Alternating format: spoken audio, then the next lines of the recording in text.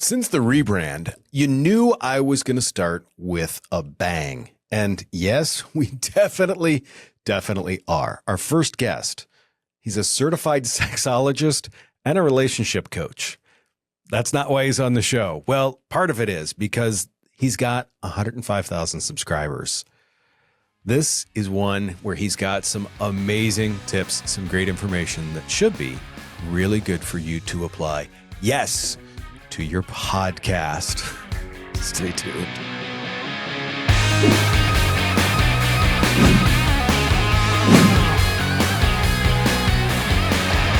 So today we have Kevin Anthony. His podcast is called The Love Lab Podcast. Now, in the intro, I'm pretty sure I said that we're going to start out with a bang here.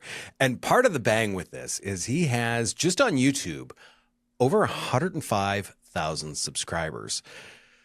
Kevin, thanks for coming on. You've built a career as I'm reading this to make sure I get it right, a certified sexologist and relationship coach. And you started the Love Lab as, like you said, to support your work as a coach. Can you walk me through like the specific problem that you had where you're like, I think a podcast will solve this? Absolutely. It actually wasn't really a problem per se that got me to decide to start a podcast. But the origin story is basically my wife and I, and she's no longer with us. She unfortunately passed about 2.5 years ago. But we were doing this coaching business together. And so every morning as part of our morning routine, we would get up and we would go for a walk through our neighborhood. And while we were walking in the morning, we used to talk about clients because I had some clients, she had some, we would work on some together, and we would kind of basically just bounce ideas back and forth. Like, okay, here's what has happened in here. What do you think about that? And we would just have these conversations. And one morning we're walking down the street and I said, man, the conversation we just had could be so valuable for other people. I wish there was a way to get this information in exactly the way we just had a back and forth out there, right? And then one day I just said to her, I go, what if we started a podcast? To which she turned to me and she said, I got way too many projects right now. She's like, I don't have time to do a podcast. She's like, but I'll think about it, It took about a year before she finally came back to me and said, I'm ready to do a podcast with you. And I said, great, let's do it. So that's really how it all started. It was the idea of we're having these conversations where we're talking about information that other people could benefit from. And yet nobody hears it but the two of us. So let's find a platform where we can actually share this with people. I don't really know where I got the original idea for a podcast because we could have just thrown it straight onto YouTube or something like that. But we didn't have a YouTube channel at that point either. I don't know. I just had the idea that podcasting was the place for us. I love that. And it's funny because to me, I see that some of the best podcasts out there are the ones that start out of a giving standpoint. You're not asking for anything. You guys were literally like, here's knowledge. Go do stuff with it. Go make your lives better with it. And to me, I love that. So when you said, hey, we're going to start a podcast, obviously the year-long rumination period is what we'll call it. What was the first actionable step where you did you go online and be like, how the hell do I podcast? What was the first steps you took there? Well, I'm also a musician, just, for myself. I'm not like a professional musician. So I already had microphones, although they were dynamic microphones at the time.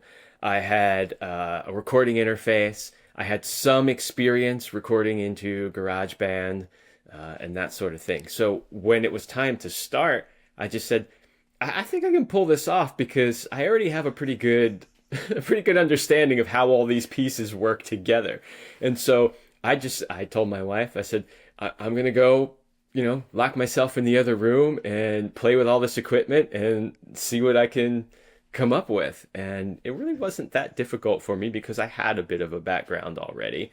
What was more of a learning curve for me was, well, now that I have the recording, like, what do I do with it? Like, what what podcasting host do I use? How do I get it out there? How do I promote it? Like, that was the learning curve for me, that kind of stuff. That totally makes sense. I love the fact that from a musician standpoint, you had that way to sound good, all those other things, and I mean at that point it becomes a little more fun because you're like, okay, this isn't quite as intimidating. But like you said, when you're like, okay, I have this wonderful thing, how do I get it out there for the world to find? That is always the big question. With that, like your YouTube channel, I mean, to me, it looks like it really is a core part of your brand. I mean, you've got even the flag on your microphone there, which is absolutely awesome. I love it when I see people do stuff like that. How do you like strategically use the YouTube channel and your podcast really to drive listeners, to drive that engagement that you're looking for? Well, I think a lot of people today, they come up with this idea like, oh, I'm going to do a podcast and I'm going to make a ton of money, right? And they do. Trust me, they do. Those of us who've been doing it for a while, like I'm in year 7 now, 7 or 8 years of doing this. And I can tell you that unless you're, Joe Rogan or somebody else, you're not going to get rich off doing a podcast. But because you heard the origin story, that was never the intent. I never looked at it from the point of view of how do I make this make revenue. I looked at it from the point of view of how can this support the work that we are doing together. I just wanted to get our message out so that people would know that we existed, could see the level of work that we bring to our clients. And that was really my whole goal. So from that point of view, I really just wanted to get it out to as many places as we could. So we originally started the podcast. It was audio only, and it was podcast platforms. But we would actually put the audio up on YouTube also. Our YouTube channel was super new. Like, we had just started it. So we had almost no subscribers whatsoever. And we were just like, whatever, we have it, so we might as well just throw it on YouTube. Like, we didn't really put a lot of attention on the YouTube side of things because it was a podcast. It didn't have video. And then as we were doing it, listeners started saying, it'd be really great if we could see you guys. Like, we hear the chemistry, right? But we can't see you.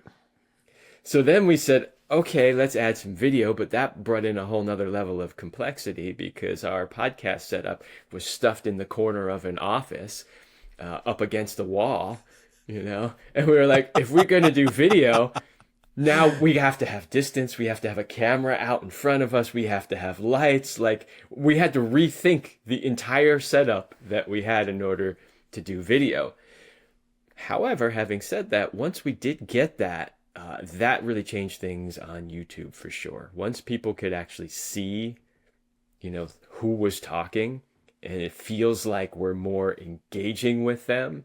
And as we got better over time, we were engaging more with, the camera and the audience. That really did shift things. So my goal always, whether it was podcasting or YouTube, was always, I just wanted to reach as many people as I could, and I wanted to provide as much value to them as I could. That to me is that base that I love. You keep coming back to that. I want to provide value, because that to me is if you're not doing that, why the hell is anyone listening? If you provide them value, they will come back. Additionally, this kind of leads me into the business impact side of things, which is part of what I want to get into. Have you seen people that have I'm assuming you have clients that started out saying, yeah, I saw you on YouTube and thought, well, okay, I kind of like this guy. I like what he has to say. I guess I'm going to use him, as a coach. Did you see that accelerate a little bit as the channel grew? I mean, has that been a good revenue stream for you? I'll put it this way. When a client wants to work with me, they sign up for what's called a strategy call. So we just get on a Zoom call and we just talk about, tell me what your problems are. I'll tell you where I think I can help you. And it's really for both of us to decide if we want to work together, right? So I'm not going to work with you if I don't feel I can actually help you, right? And you obviously are not going to work with me if you don't feel like I can actually help you.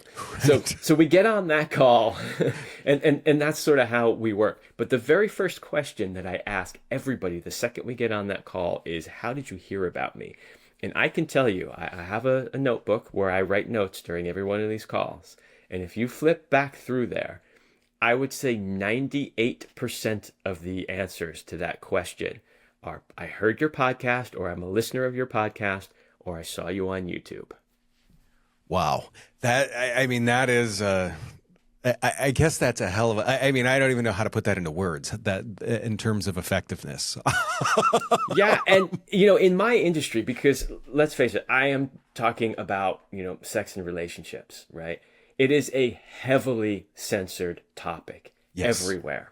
One of the things that I love about podcasting is because it's really the last free frontier. It's the last place where I can go and say whatever I want to say and not worry about being censored somewhere, right? And so what I noticed was that in other areas, I've watched, Google just crash the traffic to my website. I've watched even YouTube play games with the traffic on my YouTube channel.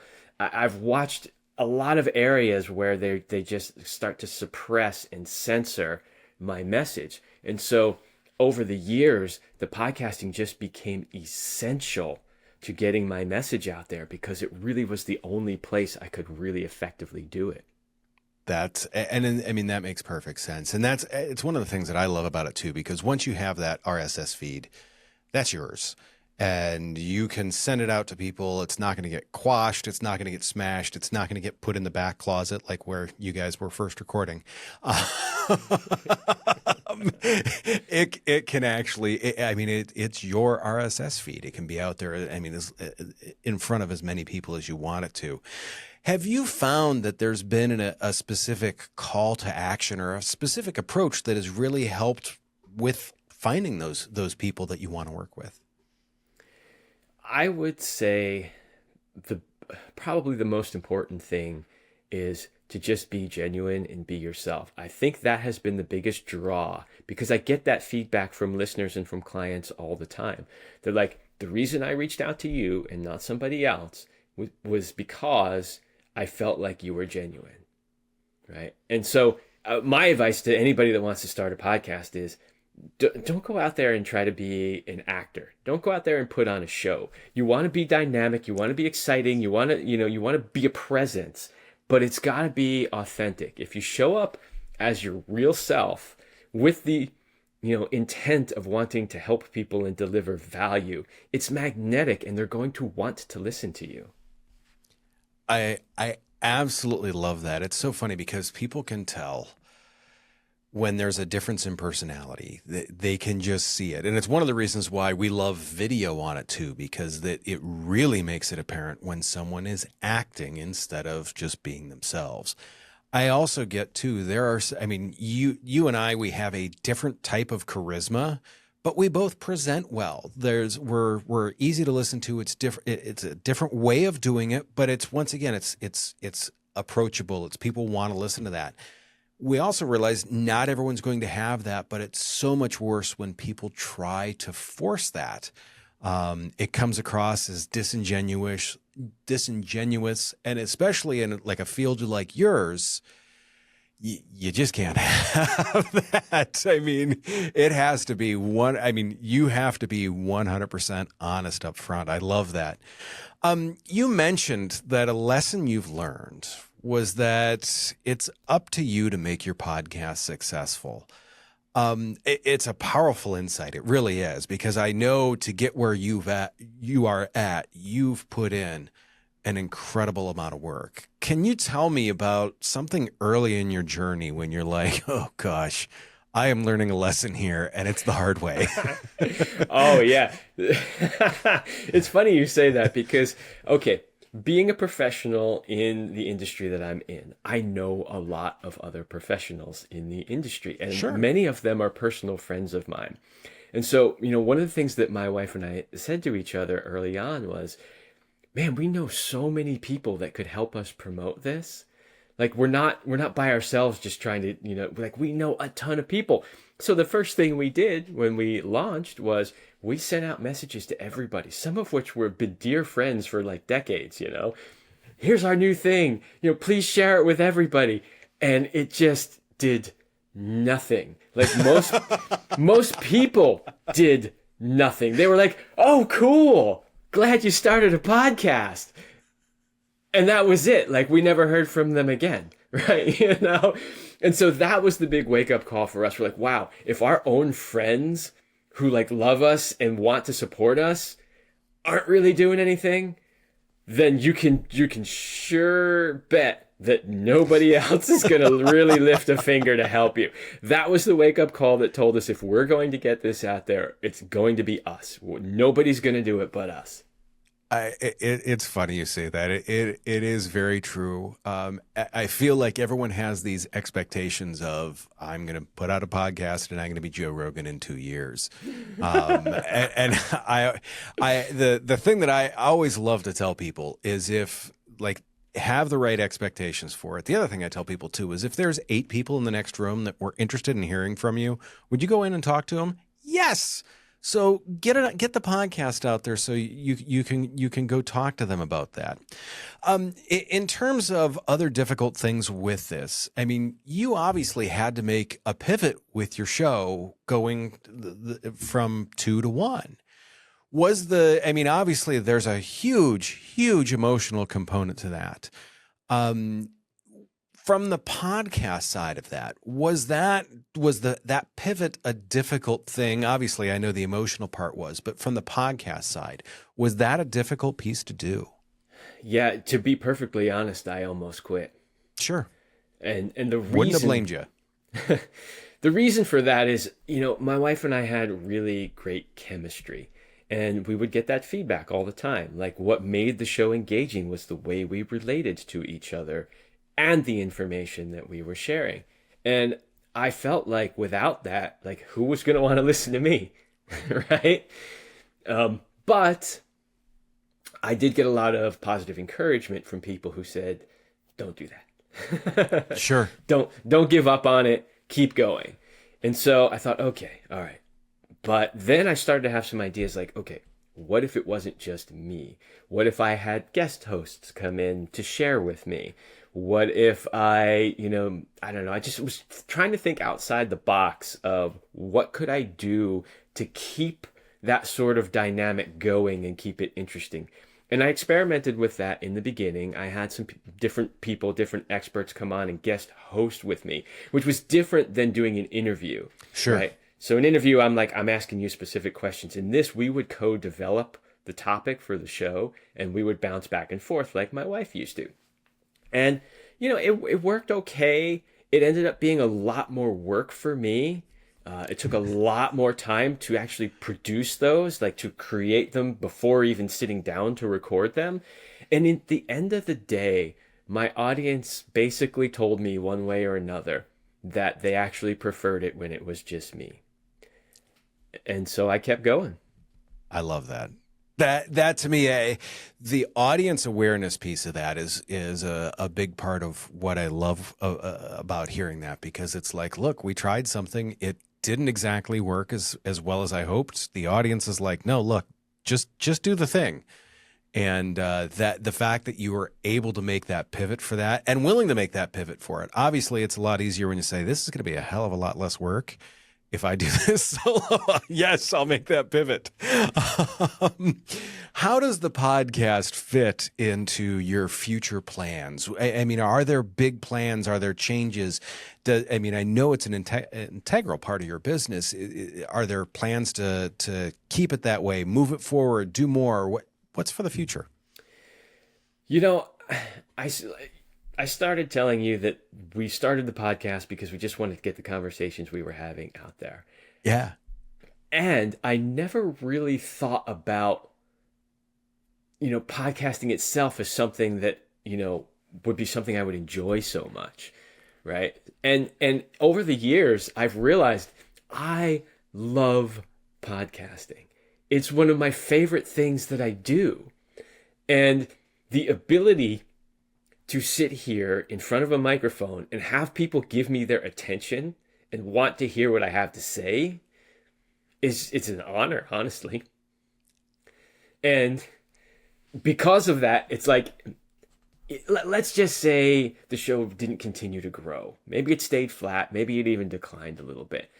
I love doing it so much, I would keep doing it. I really would. I would hope that it would continue to grow, right? And continue to reach bigger audiences. I think we all hope that. But I just enjoy doing it so much that I would not stop doing it. And as we also talked about, it is one of the primary ways that people find my work. And I've been super blessed. I really dislike bragging about myself. But No, let's hear it. I mean, by all means, do it. You've accomplished a lot. So by all means, let's hear it. Well, one of the things that I hear from guests frequently is we get off the actual recording, you know, I hit end record, and they'll say to me, wow, that was one of the best podcasts I've ever been on. Like, you asked really good questions, and you like kept me, you know, on track as I was starting to wander, and just like you made the experience great, you know? And I love when people share that feedback with me. I've actually thought like, wow, I mean, I started this podcast, you know, to support my work, but because I love podcasting so much, I've been considering like either starting another one, or I've talked to a few people about starting like a co-podcast, like a separate one from my own. I even thought about, man, I would look out there to see if there's any bigger podcasts that are looking for seasoned hosts, because I just love it. It's just so much fun for me. It's funny you said that, because I've done a similar thing. There's another podcast that I'm a host of called The Business Fix. And the way it started was one of the hosts that used my studio, Chrissy Myers, phenomenal, amazing CEO and businesswoman. I looked at her across the table the one day. I said, "Do you want to do like a business podcast together?" She's like, "Yep." And both of us, it is the highlight of our week when we get the chance to record that and do that and talk about those things. It's great conversations. I 100% get every word that you said there. It's just, it's wonderful. It's a great thing. I absolutely love it. Absolutely love it. That being said, I want to wind in with one last thing. We always try and make stuff actionable. What's the one piece of advice that you would give to a business owner, marketer, anyone that's looking to use a podcast to promote their business? What would you use to that? What would you tell them if they're maybe on the fence about starting the podcast? Well, the first thing I would say is just do it. Just do it. You don't know. And, you know, it doesn't have to be complicated in the beginning.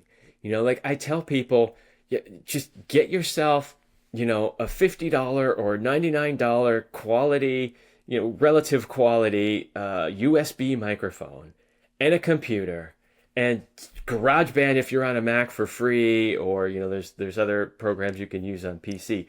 It Audacity. Can literally Yep. be that simple, right? Like, don't overcomplicate it, because look, I have a technical background. Before I was doing coaching and stuff like that, I actually worked in tech for, you know, some of the biggest tech companies in the world. So like I'm at home with all this, and you already heard about my background as a, but for a lot of people, just the tech part alone scares them away from doing it. Keep it simple, right? Don't get overwhelmed. And I think you had an amazing piece of advice, which is set appropriate expectations. Do not think you're going to be Joe Rogan overnight or next year or 5 years or ever even, right? Go about it with, I'm going to keep the setup simple, and I'm going to have the intention of, I'm going to provide value to my audience. If you're a realtor and you want to start a podcast, go out there and educate people about the real estate market, right? And tell them what trends are happening and give them value. If you do that enough, they will come knocking on your door. That I love that piece of advice. That ties in with so many things that we believe and I don't want to say push, but talk about. Kevin, I really appreciate your time today. This has been a wonderful conversation. We're going to have to follow up again after a while just to see how things are going. I'm willing to bet the silver plaque I see in your background may have a friend to hang out with it by that point too. So I certainly hope so. thank you very much. And for everyone watching or listening, I am going to wrap this up in just a few minutes. I'll be right back.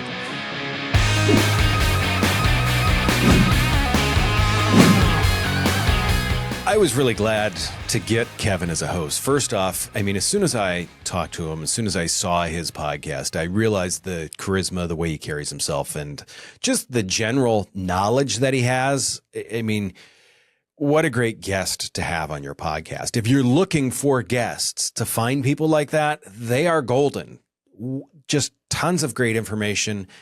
And he was more than willing to share all of that information.